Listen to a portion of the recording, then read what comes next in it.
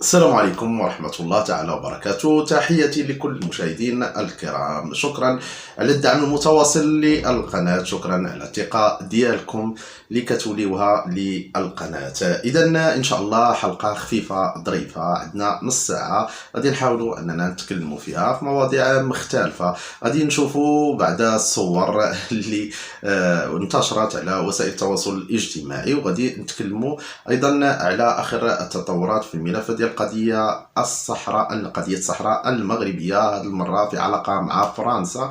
واش كاين أيضا شي تصعيد؟ غادي نتكلموا أيضا على الدولة اللي هوك آخر تطورات في القضية ديال كتعلق بالقمة العربية، وغنتكلموا حتى على القبائل وعلاقتهم بكندا. غادي نتكلموا على كأس العالم 2030، واش المغرب غيحط الملف ديال الترشيح ديالو وهو ومن وقضايا اخرى او ملفات اخرى غادي نحاولوا اننا نناقشوها في هذه الحلقه. اذا شكرا للجميع، شكرا على الدعم المتواصل للقناه والثقه اللي كتوليوها للقناه. غادي نمشيو على بركه الله. اول شيء خصنا نتكلموا على واحد الصوره اللي انتشرت او لافته اللي مديوره وحاولوا يركزوا عليها داخل الجزائر. شت كل شيء صحفيين اعلاميين القنوات ديالهم ركزوا على واحد اللافته اللي فيها فلسطين والمسافه اللي بينها وبين الجزائر، اي القدس. كيتكلموا على القدس ودايرين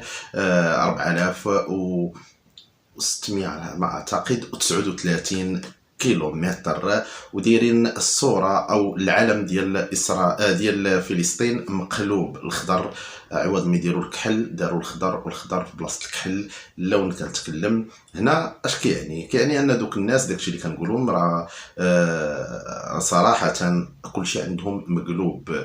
خلى داك المغني المصري قال ابو الليف كيقول لهم دوله مجانين. هادو لا بقيتي مقابلهم ماشي غادي يسطيوك، غادي يدوك للروضه او غيدوك للمقبره. هنا اش كتعني ديك المسافه اللي حاطين؟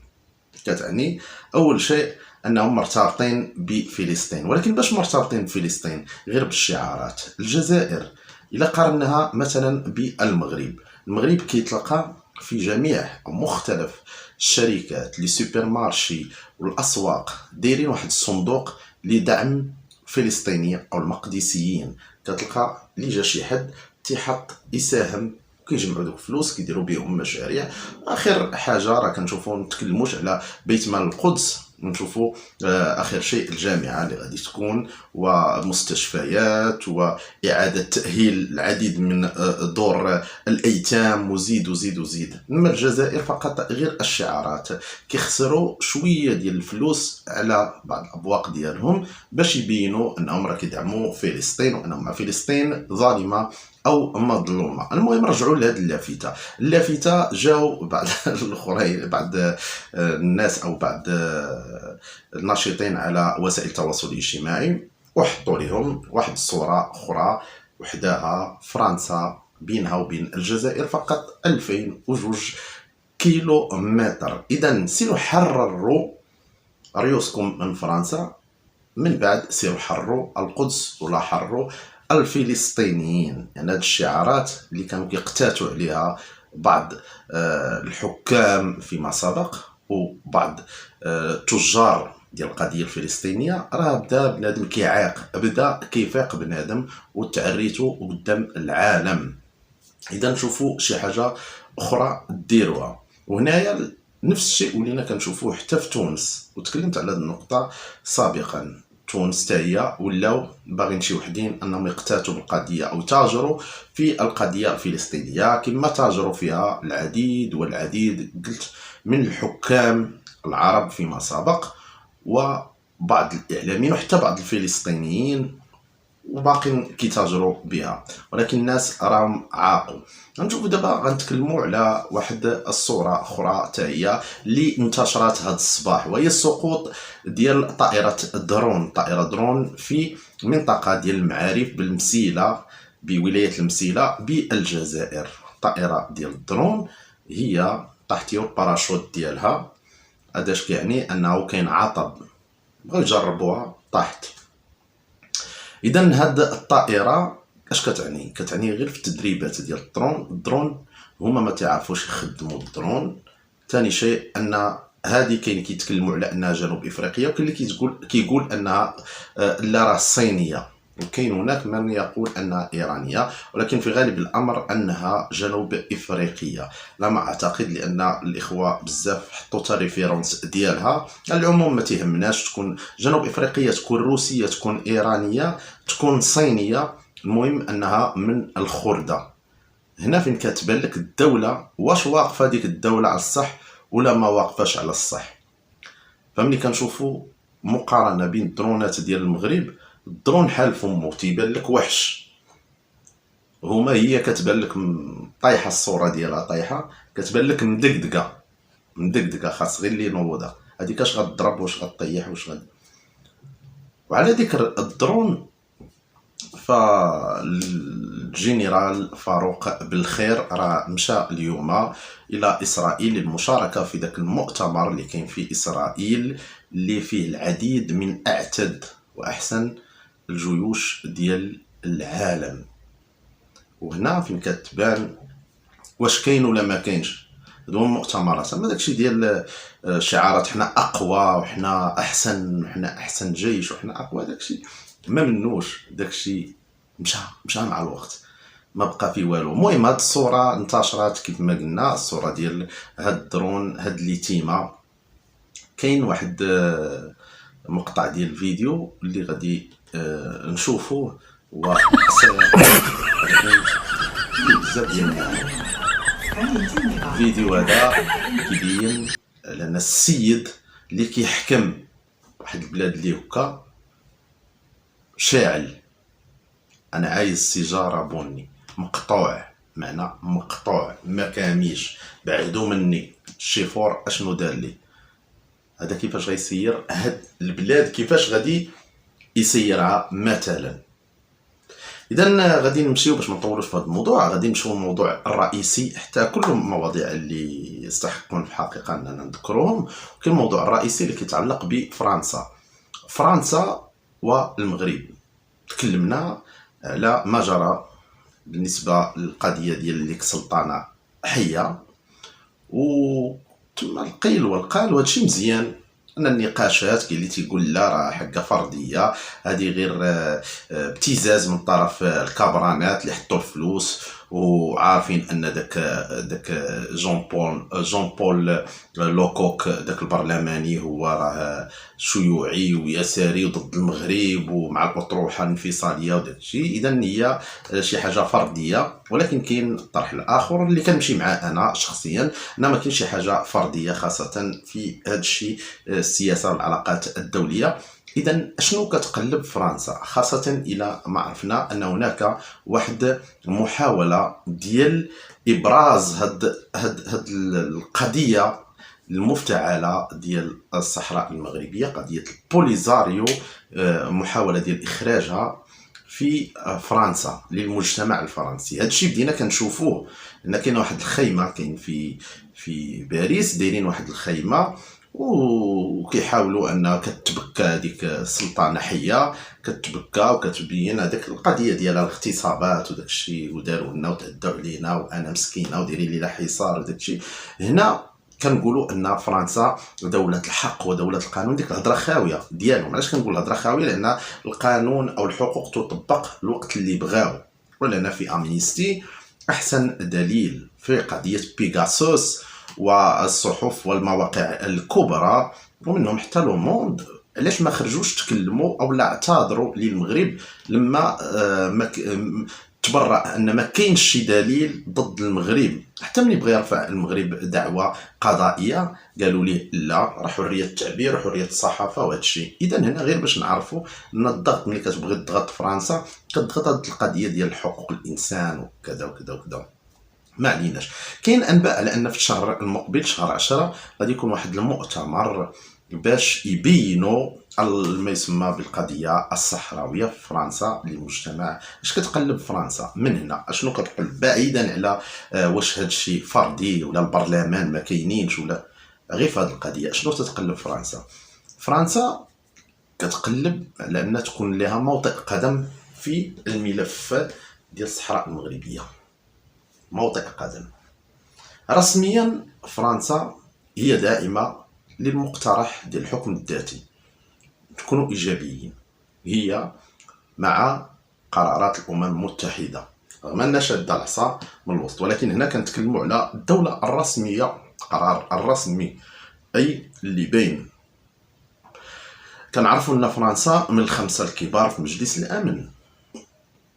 كنعرفوا أيضا أن فرنسا ضربت واحد التصرفيقة كبيرة لما تصالح المغرب مع إسبانيا، خاصة بعد الاعتراف الإسباني بمغربية الصحراء بأن الحكم الذاتي هو أحسن حل تحت السيادة بطبيعة الحال المغربية.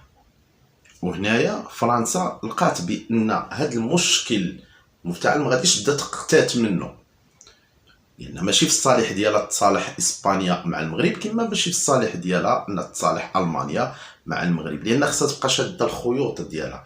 نفالتوا ليها الدول اللي كانت كتستافد منهم فرنسا سابقا. كنتكلم هنايا على الا خدينا افريقيا، لا بشرقها ولا بغربها ولا بشمالها ولا حتى بجنوبها، العلاقات ديالها تسخرات اللور المرتبه ديال فرنسا. فرنسا حتى واحد ما بقى مسوق ليها. كنتكلموا هنايا على شمال افريقيا اللي كيهمنا حنايا، او حتى غرب افريقيا ماشي مشكل. ففرنسا كتحاول انها تشد خيوط ديال شي لعبه وتبقى تحكم فيها. كنعرفوا ان ماشي الصالح ديالها ان المغرب والجزائر يكونوا سمن على عسل كما كنقول، وماشي في الصالح ديالها انه تصعد يكون واحد التصعيد اللي هو كبير او نشوب حرب لا قدر الله. ماشي في الصالح ديالها. الصالح ديال فرنسا ان خص تبقى القضيه دائما تكون شويه ديك مناوشات بين المغرب وبين الجزائر باش تكون هي كتشد ديما العصا من الوسط، تجي مع هادي وتجي مع هادي.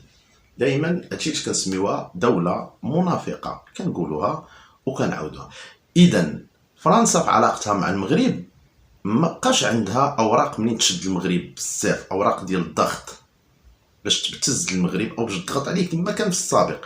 وهذا الشيء جاء بعد الاعتراف ديال الولايات المتحده الامريكيه، قلناه مرارا وتكرارا. اذا اشنو باغا دير فرنسا؟ فرنسا قالت ان القضيه او الملف ديال بوليزاريو خرج او سدات عليهم الباب اسبانيا، نحاولوا اننا نقلوهم عندنا. واخا هي ما عندهاش درايه مثل الاسبان بالقضيه ديال الصحراء، ما عندهاش الادوات اللي يمكن انها تستعملها. فهنا علاش كتحاول انها تجيب دوك هذه التحليل ديالي خاص بيا، انها تجيب دوك انفصاليين وتجيب باش يعرفوا بالقضيه ديالهم الوهميه ويحطوها على ارض الواقع وتنتشر وتولي عندها فرنسا اليد حتى هي في حل محاوله حل هذه الازمه او الضغط على المغرب بهذه القضيه.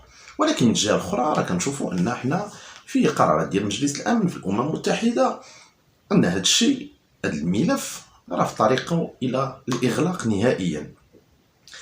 غير هو فرنسا كتحاول انها تقول راني باقيه، لان كاع الملفات اللي كانت حاطه فيها يديهم كنشوفوا ان خرجوا من يديها. الا تكلمنا على مالي فالجزائر حيدات فرنسا وهي حطات في بلاصتها روسيا، بل غادي تدخل حتى ايران على الخط.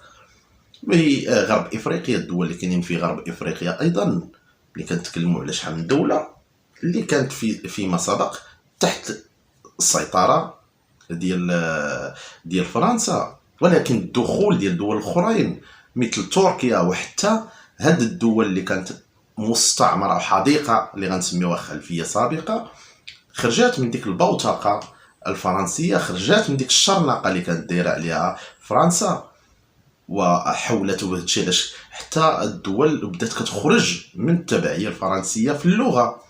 ملي كتكلموا مثلا على رواندا اللي هي الدوله اللي ساعدتها فرنسا في الديكتاتوريه ديالها، وفرنسا كانت تساعد تتكلم عن حقوق الانسان وكتساعد ديكتاتوريات داخل افريقيا، وهو نفس المنوال اللي غادي عليه الجزائر، لان الصنيعه ديالها الجزائر او الاداه ديالها او البيدق ديالها. وهنايا اخر انقلاب ماشي اخر ملي كنتكلموا على غينيا بيساو فاش كان المنتخب المغربي تما باغي يلعب معاهم واحد الماتش ديال اقصائيات كاس العالم، وشفنا شنو وقع. انقلاب على رئيس اللي كان غادي مزيان بالبلاد، لان فرنسا ماشي في الصالح ديالها، وهنا خرجت تركيا كتهم الفرنسيين. اذا هذا الشيء كامل كيخلي فرنسا انها كتحس بان ما بقاتش عندها سيطره، ما بقاتش عندها هيمنه. الدور الفرنسي اصبح شبه معدوم داخل افريقيا، فكيبقاو ليها غير البيادق ديالها اللي منهم الجزائر، وحاليا الولايه الثانيه ديالها او المقاطعه الثانيه اللي هي تونس. لان تونس ملف اللي هو اصبح متشعب يوم بعد يوم. تونس اصبح ملف متشعب. خرجت بعض الاخبار اللي كتربط. كنا كنتكلموا على خو قيس سعيد والعلاقه ديالو بايران، الان اصبحت هناك بعض الاخبار اللي كتربط مباشره قيس سعيد بالايرانيين بوساطه جزائريه. اذا خطير، وهادشي كنا نبهنا منه مرارا وتكرارا، ان الخطر الايراني راه خطير جدا جدا جدا.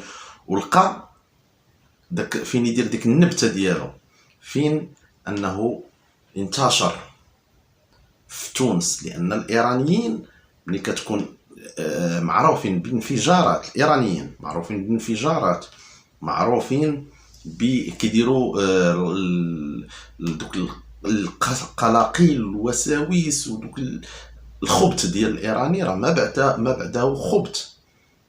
فالسهول او التسهيل ديال الدخول ديالهم الى تونس، كيعرفوا ان باش يدخلوا لافريقيا خصهم يطوقوا المغرب، لان المغرب حابسهم باش يدخلوا لغرب افريقيا.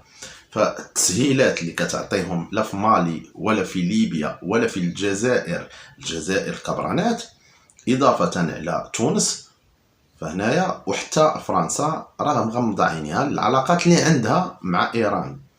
رغم هادشي اللي كيبان لنا ديال كاينه واحد البروده وفتور في العلاقات بين فرنسا وما بين ايران، ولكن هذاك في الملف فقط ديال النووي، البرنامج النووي والعقوبات. لكن العلاقه بين فرنسا وايران دائما كانت جيده جدا. ناهيك على ان تونس حاليا المصانع ديال اليوغورت سدوا، المقاهي سدوا، الغالبيه ديالهم مقاهي. وشنا روبورتاجات الناس كيبكيو، تيقول لك حنا ما عندناش منين نوكلوا العائلات ديالنا، حنا كانت عندنا دايرين قهوه، حنا دايرين حانوت اش غنبيعوا فيه، ما كاين سلعه، ما كاين السكر، ما كاينش. فهنا الابتزاز الجزائري كيدخل على الخط، وهو يسمى بديك ادلال، كلمه ديال ادلال.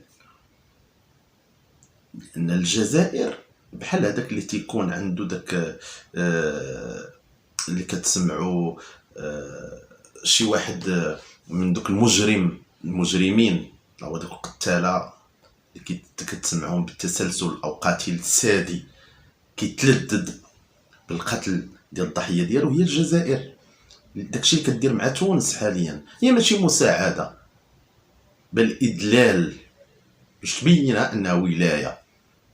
خصها فين تفرغ داك الكبت ديالها. الكبرانات خصهم يبينوا يحاولوا يبينوا السيطره على شي حد، ما لقاوش منين، فلقاو فرصه ديال تونس.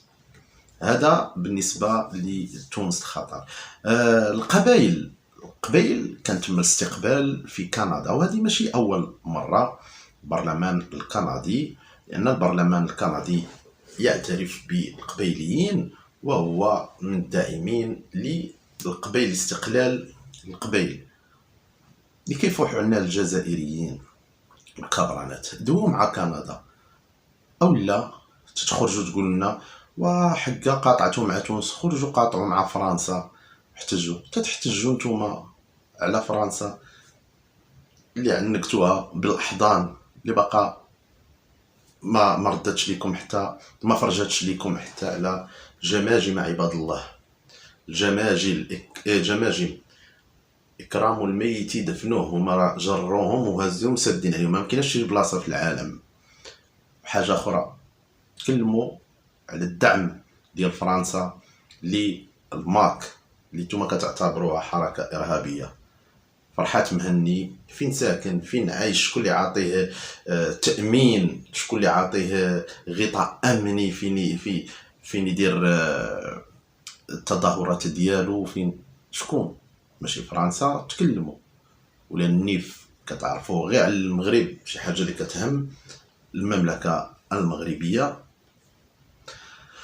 اذا بالنسبه لموضوع هذه المره غادي نتكلم على الرياضه، تنوعوا شويه. وليد الركراكي كيعطي الاسماء ديال المنتخب او اللائحه ديال المنتخب المغربي، ما فيهاش شي تغييرات شويه ديال بعض اللاعبين المحليين. الزلزولي شفناه حتى هو، الحمد لله ما كاينش، قال بان ملي غادي المستوى ديالو يتحسن راه غادي يجي.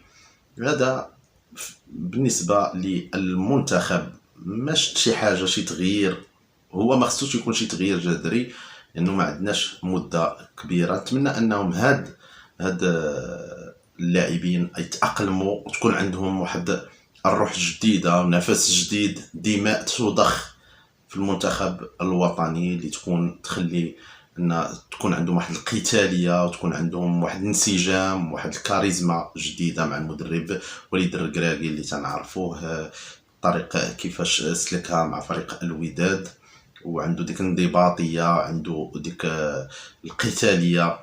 اذا حظ سعيد بخصوص كاس العالم.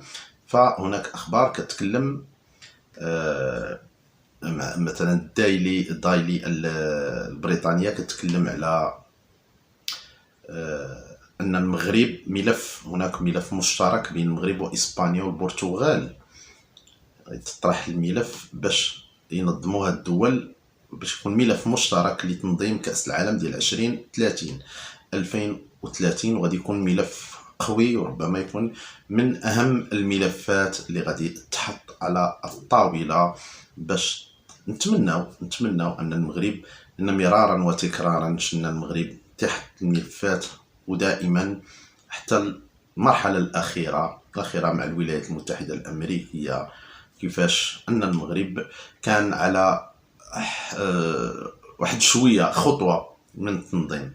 ولكن لله الحمد رحنا غاديين في تحسين البنيه التحتيه وتحسين القوانين داخل المملكه المغربيه، وهذا كيأكد على اننا راه غاديين في الطريق الصحيح. واخرها ان موتيسيبي راه تيعطي تنظيم ديال الشان او عفوا كان ديال 23 اقل من 23 سنه للمملكه المغربيه، وهنا تيخرجوا هادو اللي هوك ديما وفي بلاطوات ديالهم ما راضيينش على ما تقرر، وعلاش المغربي ياخذها، وعلاش حنا راه عندنا ملاعب وحنا درنا، وما ما عندهم مساكن حتى شي حاجه، غير البكا والشكا ومقابلين المغرب، البكا والشكا ومقابلين المغرب.